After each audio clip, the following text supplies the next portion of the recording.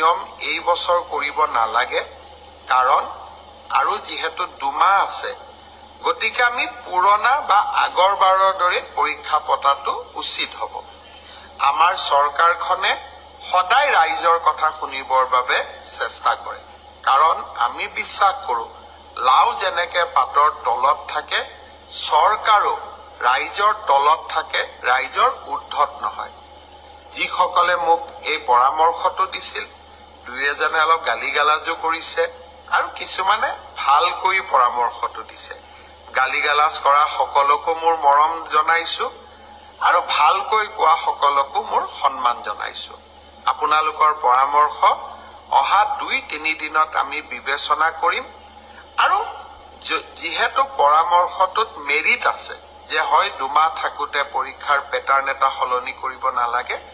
বিষয়টো আমি ডেফিনেটলি আমি বিবেচনা কৰি অহা 2-3 দিনতে আপোনালোকক ইয়াৰ সিদ্ধান্তৰ বিষয়ে মই অৱগত কৰিম